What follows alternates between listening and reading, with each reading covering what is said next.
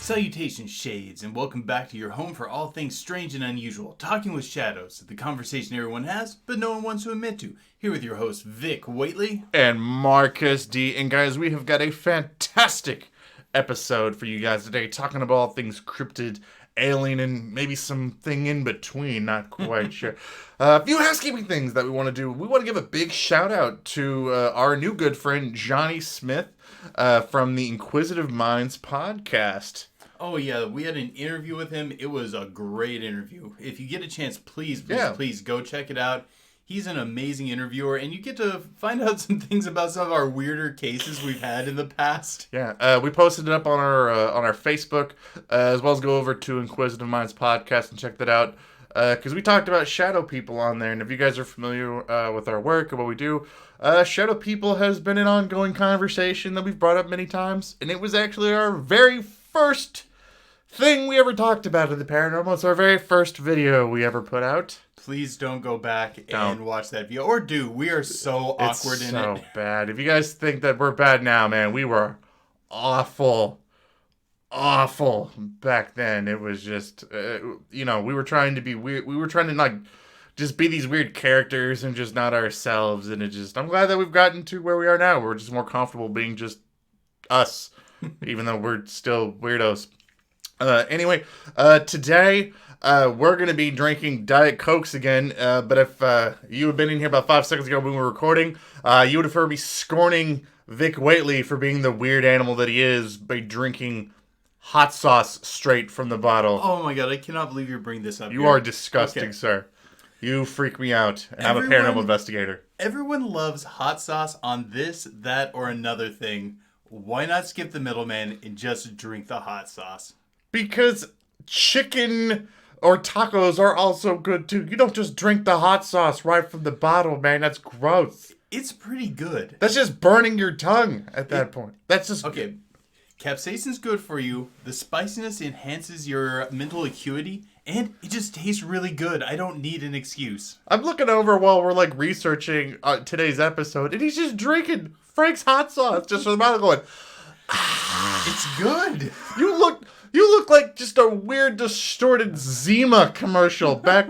Oh my god, you were just... Sorry we're not drinking anything more interesting than Diet Coke today, and I haven't ran out to buy, like, alcohol for the studio in a while. I need to get on that. Oh my gosh. So anyway, we want to go over a few comments from our last episode that we did. If you guys haven't checked it out, we did an episode over the famous Flannel Man, which is an awesome paranormal entity that appears to people either while they're sleeping or even while they're awake. People report seeing this strange bearded lumberjack man in a red flannel shirt that appears to them. People argue about what he is, what he represents, and why they see him and all that. So go check that episode out. It was pretty awesome. A couple things people had said. Whiskey Conspiracies said, sounds like a case of socially awkward ninja hipsters. Maybe it's the embodiment of the patron saint for soy lattes. That, or it's the modern manifestation of sleep paralysis, which, after all, who isn't scared of homeless lumberjacks? I wonder if there's such a thing as an anti-Wendigo, souls of those who died in the wilderness who wish to keep those from the fate that they had suffered. I mean, that does strike a chord with me. There is this folkloric figure of the helpful huntsman that's just kind of out there in the woods and will get you out of trouble here and there. Like, if you want an example that probably all of us know, it's like the huntsman from, the one with the wolf. Little Red Riding Hood. You scare me, sir. I can't believe I forgot the name of that for a sec. Anyway, I also don't think it's a case of social awkward ninja hipsters, because anybody who's ever described the Flannel Man describes him as a person that would have no tolerance for a hipster coming up to him. It's like walking up to him like, sir, that's bad for the environment when you litter. Do you mind picking that? No, he's just going to probably toss you like aside and move and keep going. Although I kind of like this idea of a patron saint of soy latte. Liam B said, I had no idea this was a thing. I woke up once when I was a kid and saw this in my room. I couldn't see the face at all, but I saw the teeth when it smiled. At the time, I thought I was dreaming. You know, that's why we do this, this podcast and everything, because the more people hear about all these encounters with the paranormal that other people had, they realize that they're not alone, and other people have had similar encounters that they've had. That's amazing that you've had one of these encounters. If you want to send us like a real detailed write-up, we'd Please love do. that. Absolutely. But also, perhaps even a bigger deal, I know the guys at Strange Familiars podcast are really into collecting any stories involving Flannel Man.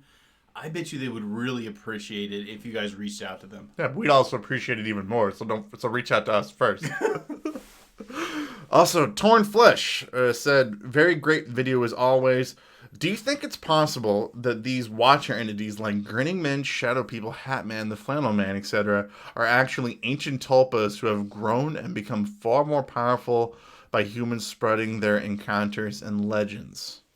I don't think did we get to talking about it potentially being a tulpa in the podcast? I'm trying to remember if that's a conversation we had on there or we just had amongst ourselves. We haven't had that conversation about tulpas yet.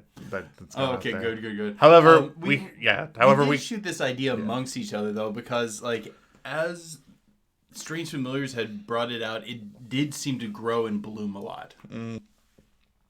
If you guys aren't exactly familiar with what a tulpa is a entity or a thought form that is created essentially from your concentrated will, whether intentionally or unintentionally. There's kind of debates on that. And if you're interested in finding out more about tulpas, we put up a video. Actually, it was our last paranormal case file we did. And we put up a very long discussion on tulpas. It was a deep dive, and we both went to some dark places going over the tulpa thing, and I think that might come through a little bit in the case. Really touching on, do we think that these things could actually be tulpas that people are manifesting? I'm going to tell you now, Torn Flesh, that is a whole podcast by itself. I mean, when you start thinking about the concept of, is every paranormal entity that's out there just a manifestation? It's like something we manifested through our sheer will and consciousness. It takes you to a very scary place very fast. And yeah, so do I think that it is? I think it's a very strong possibility. I really do. I'm not really fully committed on like going deeper than that quite yet, because I'm still kind of coming to terms with exactly how I feel about tulpas and all that. One of the problems is when you take a deep dive into tulpas and you're not one of those people who's already predisposed to think of them as being these fluffy, friendly, innocuous things, it can really take you on a roller coaster ride through a lot of dark potentiality. Yeah, and it can make you very paranoid. Definitely check out our episode on tulpas. We're not done with that conversation yet, fully on tulpas, so make sure that you guys keep up to date on the podcast and the case files. So when we come back to tulpas, because we've just scratched the surface with that aspect of the paranormal. But with that, I think it is time to dive into today's episode. What do you think, Vic? Oh yeah. Let's get into this subject. We have a very good one for you. Vic came to me with the idea of doing an episode on the Dover Demon. Now, if you guys are not familiar with the Dover Demon, which I was not familiar with the Dover Demon prior to Vic bringing it up to me, so I got to come. Really? No. About it? Well, sorry. Let me phrase it. I heard of it. I was like in the back of my mind, like it was a thing, but like I didn't know fully what it was or what it was. I thought it was, in my head, it looked like a lot different than what it actually described in the story. So I had a different perception of what it was before I was coming into this and all that. So I misunderstood what exactly that it was. But for those of you that have never been familiar with the Dover Demon, this is going to be fantastic. This is going to be fantastic for you guys to learn about it. And if you guys have, it's going to be even more fun with me and Vic talking about what our full thoughts on it. So the story of the Dover Demon. The story kind of starts around April 21st, 1977. Okay, this is the very first mention of when people start talking about the Dover Demon. And there's three teenagers. Bill Bartlett, Mike Mazzacco, and Andy Brody. These three are driving home one day, and really late at night, about 10:30 at night. And as they're driving home, Bill, at the corner of his eye, sees like a flash or something, like something can catches the corner of his eye, and he only gets a quick glance at it before he turns the car kind of towards it so he can get a better view of it. And he shines his headlights on it. And when he shines his headlights on it, he gets a quick glimpse of this creature. And he described it as being about 3.5 to 4 feet tall, orangish skin that he describes as kind of like wet sandpaper in texture, with these giant orange eyes that are glowing. With really long tendril-like fingers that are and they're all gripping this stone wall. That it's in like a broken down stone wall that's only like that's only like 1.5 feet off the ground. Like it's kind of like crawling across this thing.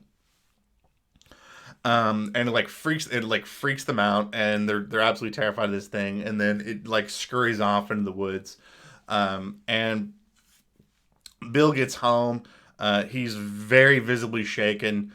Because his friends, I don't think his friends actually reported seeing this thing. I think only he saw it in the car, because he only saw it for a brief moment. He gets home, his dad talks to him, and you can see that his son's very distraught about this, and he ends up going to the police the next day, or later that night. I can't remember when he ends up going to the police, but he ends up going to them to describe what he saw, and he draws this photograph of it that's pretty famous. We'll put a description of it for you guys in the show notes, and they're asking some more information about it. Like what I said, like, it was about 3.5 to 4 feet tall. It had like long tendril like fingers. It was orange with like these glowing orange eyes. No nose, no mouth, but just this giant, like, he described it like as a watermelon shaped head was the way that I think he said. So the next while he's being interviewed, I thought this was kind of funny. His drawing actually has the words written on it. Bill Bartlett, swear on a stack of Bibles that I saw this creature. Now, I don't know why you need to swear on a stack of Bibles rather than one. I don't know if that just makes you more credible, I guess. I don't know. The other thing is, like, people give him a lot of crap about the drawing being bad, considering he's now a professional artist. I really don't think it's all that bad, especially for somebody who only saw it for a couple seconds. Plus, he's probably still kind of shaken from his encounter. His pin hand was probably moving a little more than he meant for it to. I think so many people don't realize how unsettling it is to see something that you don't recognize what it is. Like, that you have no frame of reference for what this is and how unsettling this is. You know, because if there's one thing that the human mind can't handle, it's lack of resolution. Like, it's lack of resolution, it's lack of closure, and all of that. So, like, it just drives us. It just drives us crazy, just because of it. You know. And so when he saw this, like, of course it's going to startle him, and he's going to be shaken up about it, and probably have a terrible drawing of it, probably. And that's probably the most famous one. That's like the most famous story about this that you'll find in doing this. Yeah, but I don't think it's the most interesting. No. I was actually far more interested in the John Baxter case. Oh yeah, me too. Yeah, the John Baxter encounter is even better. So John Baxter is another teenager that's in the Dover, Massachusetts area, and he's walking home from his girlfriend's house, and him and Bill had not communicated about this, so they didn't like talk to each other prior to that day. John's walking home. And this is the same night, right? Yes, same night. John's walking home on the road, and all of a sudden he sees someone on the road walking towards him. And of course, at first he thinks that it's like one of his buddies, and he's like, "Hey man, how's it going?" Which I think is weird, running into somebody else, you know, at midnight on the road. I think that's kind of weird. But anyway, he's like, "Hey, how's it going?" But the person doesn't respond back, and starts freaking him out a little bit. And he starts walking closer. Then he starts realizing that this person's only like 4 feet tall, 3.5 feet tall. This is a much tinier person. And then he stops. And then it stops too. And then the thing kind of like scurries into the woods near the road. And sure enough, he takes yeah, off after. Yeah, there you go. John with some cojones of steel is like, you know what I'm gonna do? I'm gonna run into the woods at midnight after a strange creature that I don't know what it is. And he takes off into the woods after it, and eventually he, after following it for a little bit, he ends up coming across it, and this time it's actually like standing up, leaning against a tree, and he describes it exactly like Bill Baxter did, and that it's 3.5 feet tall. It's got that orange skin with those glowing orange eyes, with those long tendril-like fingers, and he stares at it for a little bit, and then he's like, "Oh, I'm sorry, I left my car somewhere else," and he just takes off and he heads out and he makes it back to the road, and he's too scared to even walk home anymore, and he flags down the car that's passing by and it takes him home. One of the things I think that's really interesting on how he describes it is when he gets to the point where he's looking it in the eyes, he says he becomes overcome by all these thoughts and anxieties about what it's doing. Is it preparing for something? I wonder if this is just the natural reaction of looking something in the eyes and you don't know what it is, or if it was somehow inducing anxiety in him. I'm going to go with the former. I think probably what happened was he runs into this thing. He has no idea what it is, and he's just freaked out. And he realized, oh, maybe I shouldn't have ran into the woods after something that I didn't know what it was. I made a mistake. I think that's the more likely conclusion, but just in the way that it's written when he's giving his account of it, it almost sounds like something acting on him. I don't know. I think it's more. I think this is more of just a natural feel, because I think in other entities that we've described before, like shadow people, the grinning man, Hat Man, things like that, the fear is so much more part of the narrative when more people are telling the story. I think when people are reiterating like the story of John Baxter, that isn't getting carried over. Now, that could just be that they're not fully getting his point of view. I totally get that, and I'll admit that, but I'm not sold on it. I'm not sold on it being a supernatural fear yet. I mean, still, just chasing this weird entity into the woods and then staring at it into his glowing eyes, I can see how that's going to cause some intense anxiety. No, balls of steel, Mr. Baxter. Balls of steel. Awesome, dude.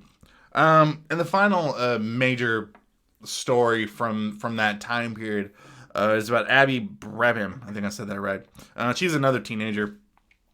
She was being driven home, I'm assuming by her boyfriend. I'm assuming that's probably who she's in the car with. As they're traveling down the road, they encounter the same creature like crouched down on the side of the road, and then it scurries off. And she described it the exact same way, except for one weird detail. Yeah, that John and Bill did, except the detail with the eyes. She described them as green, and they even pressed her on that. Yes. Are you sure they weren't orange? And she's like, no. Yeah, it was green. Yeah, she was pretty confident in what she said, that they were green, and then it was different. And those are the three main stories that people attribute to the Dover demon. This thing was huge at the time that this story breaks out. You know, local authorities were trying to get to the bottom about what exactly people had seen. This attracted the attention of local police. Famous cryptozoologist Lauren Coleman actually was like on the ground level of this, I think, shortly after this story broke, and actually went around and interviewed all of the teenagers that were involved. And, you know, like most responsible paranormal investigators, Coleman was like, hey, are these people credible? Are they a hoax? And he found them all to be very credible because their story was consistent. They're like, look, this is what we saw. We have no reason to make this up. So he found them all to be pretty credible. Yeah, I think only one person ever came forward to really besmirch any of them, and that was the teacher of the... Bill. Yeah.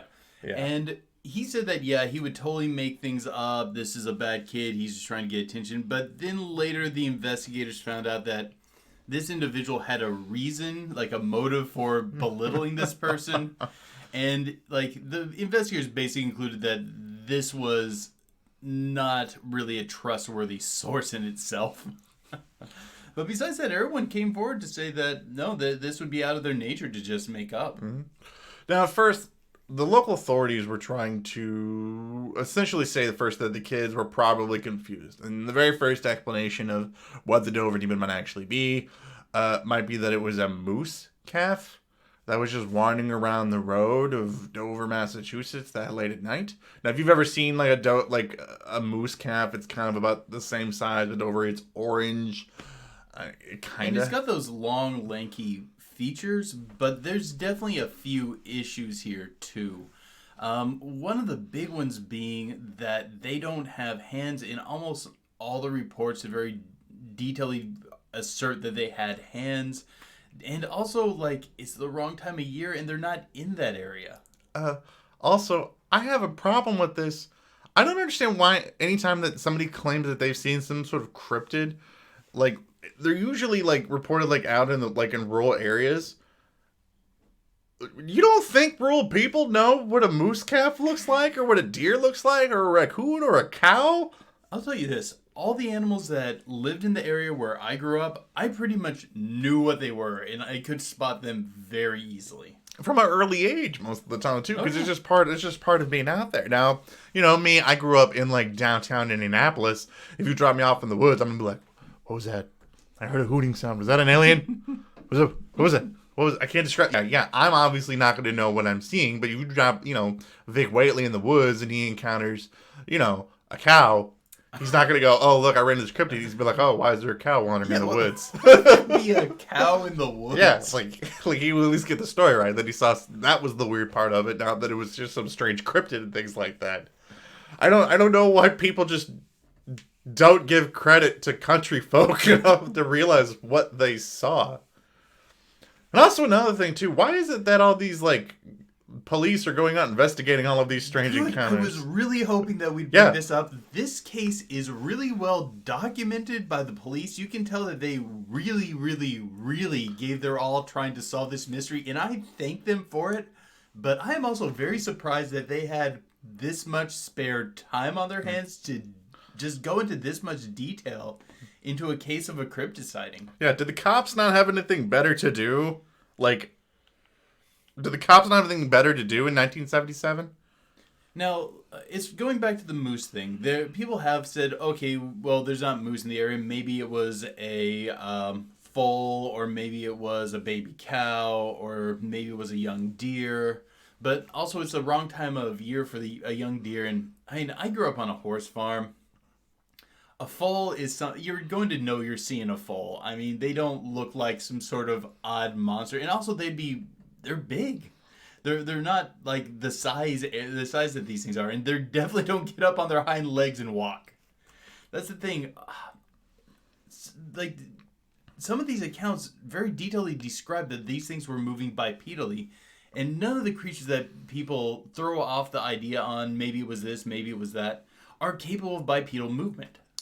Also, a slight possible nudge in the direction that could have been a captive. Everybody also just says that there's no moose that have been out there in that time of the year in that area at that time. Though at the same time, people often say too that there are reports of large black cat sightings in Indiana or in the Midwest, and they're like, "Oh, there's no big black cats in the wilderness," but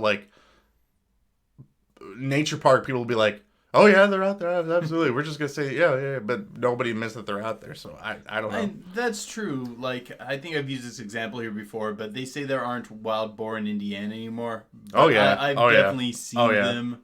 I've seen animals in Indiana that appear to have been wild mink. When I was a kid, I swear I saw a bobcat in central Indiana. They're not supposed to be that far south. Absolutely. The next possible explanation for what this could be too is that it was some kind of an alien.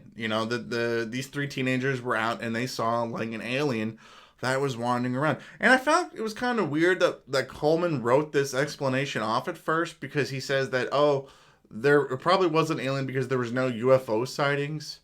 Which I thought was a weird way of putting it. That's kind of a weird cop-out. That's like saying someone says, "Oh, yeah, astronaut Scott Kelly, he stopped at the Denny's here in Evansville." And people are like, "No, that's not true. Otherwise, I would have seen a rocket ship." Yeah. like the lack of UFOs means that there's probably not any kind of alien life that might be in the area at that time. I can't point to anything specific to say this is probably an alien, but I mean, this is a weird life form here. I guess I can't say it's not either, but I'm with you. I don't think just simply there were no UFO sightings in the area at the time totally discounts it. Are we through the different things? Yeah. Those are the surface explanations that everybody just tries to give. Okay. One of the things I've been really wanting to bring up about this is based on a newspaper from the time that had a map of the sightings. All these sightings occur effectively on a straight line, all just heading in one direction. Mm-hmm. And I feel like that really lends some credence to it. Mm-hmm. Like, I don't know where this thing was coming from or where it was going, but it seemed pretty motivated to get where it was going to.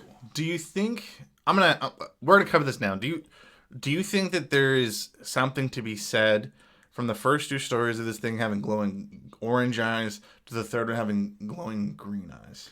I think it's more likely about the headlights because this is on the third one, we're dealing with a car basically pointing its headlights directly at it, where the second one didn't have headlights at all involved in it, and the third one, it was off to the side of the road. Mm-hmm. Like, there's a lot of animals that when you cast light at them, they have that like reflective eye thing. Mm-hmm. Like, what cause? Do you know what causes that?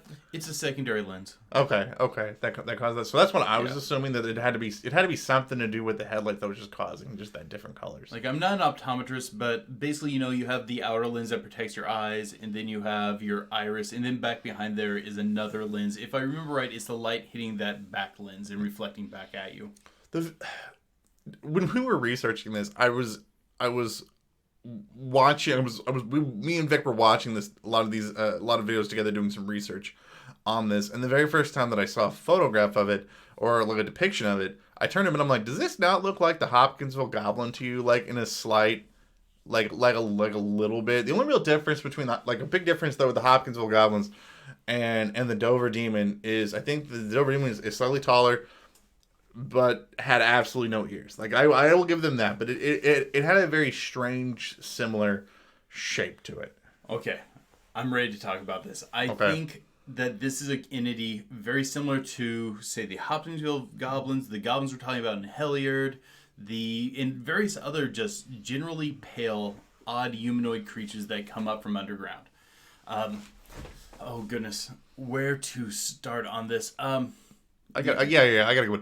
It's with the term Dover Demon, that was termed by Lauren Coleman. He was the one that termed this. And many times, like, I was out there researching, I was trying to find more modern sightings of the Dover Demon, and I'm trying to type that. And then it finally clicked into me that I realized that I'm probably not going to find any examples of it, because people outside of Dover, Massachusetts probably would not call it the Dover Demon. They would just call it something else. And the documentary Hilliard, which is on YouTube, and it's fantastic to watch, but as we said in previous episodes, don't watch anything past the first like 3 episodes, because after that it just goes downhill. But they were talking about them studying the Hopkinsville Goblins in that story from 1955, and they were finding that there was tons of other stories of these creatures all through Kentucky, but they were all called different things, and nobody realized that everybody had these local legends of these things, because everybody was calling them different things. Yeah, I'm really wondering if this thing came up with a group of them, this one got lost, was heading towards a different mine shaft to kind of get back underground, because there's a lot of stories involving these things coming out of mine shafts. I'm really wondering if it was something along those lines. And while we were doing this research, I just kind of look up at Marcus and I'm like, "Hey Marcus, what was the moon phase?" And then I, from my photographic memory, was able to just immediately throw out the phrase, throw out waxing crescent. He Googled it. I didn't. Why are you telling everybody that? I looked so much cooler in that right before you. Okay, yeah, I Googled it, and it was a waxing crescent. And then I asked him to Google the same, but for the Hopkinsville Goblins, and what did you come back with? That it was also a waxing crescent moon that night. Because if these things are coming up to the surface, I'm going to assume they're likely coming up for some form of resource gathering, likely food, and as most animals do, they'll hunt kind of on a schedule, often by a lunar cycle. And I was surprised to find out that it matched up. Mm-hmm. So this is a pretty interesting running theory that we're going to be running with. If we start finding out, if you guys have any more cases that are similar to this, we're really interested in the dates to find out if these things are coming up on some sort of a lunar cycle, because there's something instinctually in their minds that's causing them to come out to gather resource, like you said, or mate or something like that. Personally, I think that we have lots of mines around here. We're not far from the Hopkinsville area. I say that me and you should just camp out at the entrance to one of these underground areas on a waxing crescent night. I'm bringing a gun. So, would you be willing to do this? To camp out one night in front of an abandoned mine shaft? Absolutely, sir. Okay, good. I didn't want to bring it. I wanted to have the pressure of the audience here to pressure you into saying yes, because I wasn't sure if you would. But speaking of other sightings similar to this that goes along those lines, I got one for you. Oh? Have you ever heard of the Toronto Tunnel Monster? No. Okay. We are talking around just a few years after the Dover Demon incident. This was 1978. There's a very similar sort of encounter in the Toronto area. And we don't have the name for the guy who came forward with the account. Just the only part of his name he'd give is his first name, Ernest.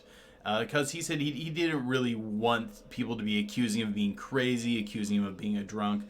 But he did get interviewed, so presumably the media had his name. Now, his encounter went like this. Him and his wife were raising a group of kittens, and one of them went missing. So he went to look around to try to see where it might have gone off to.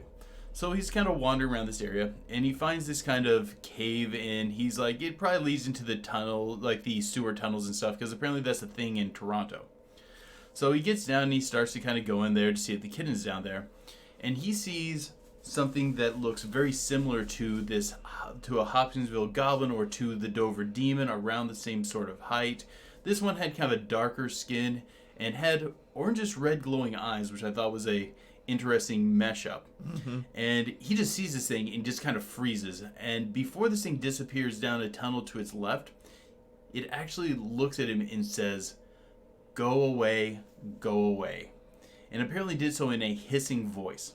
At this point, the guy was just totally shaken, took off, went home, told his wife about it. His wife later confirmed to the media that, yes, he was extremely shooken up by whatever encounter there was.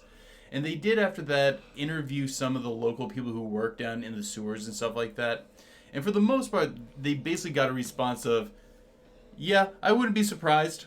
Yeah. Also, too, keep in mind that these things are coming up for some sort of mating or eating or, general migrating or whatever. Yeah, I wouldn't want to be bothered either if I ran into somebody. I'd tell somebody piss off, too. But this brings up, like, a interesting possibility. Like, these things are capable of at least mimicking human speech. I'm assuming by how spot on it probably wasn't mimicry. It was probably just straight up using human speech. Who's teaching them human speech, or are they just learning it through observation? And if they're learning it through observation, how the heck are they having that much time to observe us? Well, without us catching them. Well, because they're probably used to hiding and keeping away from humanity. That's probably what it is. But anybody who studied a foreign language very briefly, you start learning certain phrases you need to know relatively quickly. I'm linguistically inept. You're gonna have to break this down. Everybody gets the highlights, right? Whenever you want to learn a language, you learn where's the bathroom, hello, and curses, and curse words. That's what you learn. Some sort of general piss off, in some sort of way. Every single tell me I'm wrong. Tell me I'm wrong. That was the first thing anybody did whenever they went into Spanish class in the 6th grade. They immediately started learning curse words and things like that. You want to know. I just thought that was a really interesting detail in a creature that its description matches very well. It's actually not the only creature that matches the description very well. Mm-hmm. And I'm going to have to look at this because I know I'm going to butcher the pronunciation here. I think this just goes to show that there's something to this phrase of there are these weird goblin-esque like creatures that seem to be that live underground. I'm going to pronounce it Manigishi? Yeah. Do you think I got that right? Yeah, I think you were saying that right. Yeah. Okay. That's brought up by the Dover Demon all the time. It's a Cree Nation mythological entity from the same sort of area of these other humans that are pale, they lack a nose, they have 6-digit fingers, they come up from underground. And they're kind of a dick. Yeah, and they'll basically do mischievous things like try to dump over canoes around rapids. I guess that's worse than mischievous. That's more homicidal. Yeah. But I just thought that matched up what we're talking about very, very well. Yeah. And I'd also found one other thing that another person researching this had drawn a connection to, which was pukas, a type of fey creature from English mythology, maybe Celtic, but from that sort of area. Yeah. And so I'm going to go ahead and put this on record now. Anybody that's listening to our episode on this, because we have listeners from all over. If you guys have any sort of like creature that sounds like this, or any sort of like underground goblinish creature that pops out, please put it in the comments below. Let us know what you call it, what the people in the air, what refer to it as, and what it does, because we definitely want to get more stories about these things. We want to know more. It seems like about every place that has consistent caves have these myths of these other humans that live down there. Like, even just think about the myths of the Fey folk. They live in the hills or under the hills, and they're usually pale, and they're usually wistful, and they're usually very thin. I mean, I really think there's something going on here. I think that it's existed in our spoken word records for freaking ever. Well, I think people also don't understand how interconnected all these underground tunnels is. I mean, like, we're up in here in Indiana, but our cave systems up here is connected to the Mammoth Cave. I mean, and that's the largest cave system in the world, right? Yeah, and I went to the Indianapolis Zoo, and you know how we were talking about strange octopi, we were talking about strange octopi and how they pop up here on the Ohio River. I came to discover that the waterways here connect directly to the Gulf of Mexico. Really? There's they've been able to map this out, and there are straight underwater connections where it all flows back down to the Gulf of Mexico. And there's so much about the under part of the earth and underwater that we just don't realize. We know more about space than we know about what's underneath us. Oh, yeah, okay. This opens up some fascinating possibilities, because now I'm wondering if there's these underground octopi, because octopi are very well adapted for squeezing through things. I'm like, is there this underground subsurface water dwelling species of octopi that sometimes wash up into the Ohio River? Mm-hmm. Yeah. But again, going back to the Mammoth Cave system, again, just showing how there's so much of this area that's connected. So, if you have a species of something that lives underground, that is evolved to the point where it knows how to move around underground, that's probably, again, why it has been able to survive without us being able to know about it. Because it knows how to navigate the underground parts, and we don't. Because I'm not going to go into I'll camp out in front of the cave, but I'm not going through the cave to try to find some sort of secret crevice. Yeah, oddly enough, I'm pretty willing to go about anywhere. I don't go underground. Yeah. Underground is a place I do not go. Yeah, I don't want to get stuck into a cavern and be stuck in some sort of rocky tomb. And then maybe they'll be nice. They'll tell us. Maybe the Dover demons underground will tell us to piss off before we get too far, and then maybe we'll get lucky. I don't know. So, I think my thoughts that this is likely the Dover demons likely connected to the case of the Hopkinsville goblins and these other accounts of these mysterious pale underground individuals, which you can find in lots of mythological records. Do you think I'm on the spot here? The only other thing that I can make a case for, or try to make an argument for, that I haven't heard other people bring up, is maybe I don't know if you guys have ever heard of the Melon Heads. I don't like using that term because I think it's very derogatory for what I think it actually legit is. But anyway, the melon head phenomenon. For those of you guys that have never heard of that, this is a piece of folklore, that's very common in, I want to say, Ohio, Connecticut, Michigan, and I want to say Pennsylvania. I could be wrong on that. But anyway, but that general section of the country. And generally that it's these shorter than average people that have giant heads that live in the woods and run out, and that have cognitive disabilities that run out and attack passerby. This people that are one passing by. I've studied a whole lot, but correct me if I'm wrong. Isn't it tied to when they close down all the mental asylums? Yeah. So,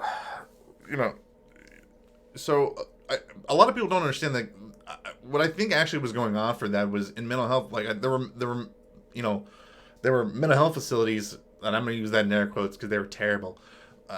then when they would just shut down, the only solution that they had was just let people out in the wilderness. And didn't Kennedy just shut down all of them at the time to rework the system? Yeah, and they just let them out. And they just said good luck to you. And a lot of these people just ended up just being in the woods, the ones that could generally survive and scavenge and forage. And I think that was what ended up birthing a lot of the legends of these types of people. This is why modern hospitals have discharge plans. Yeah, and things like that is because of stuff like that. Yeah.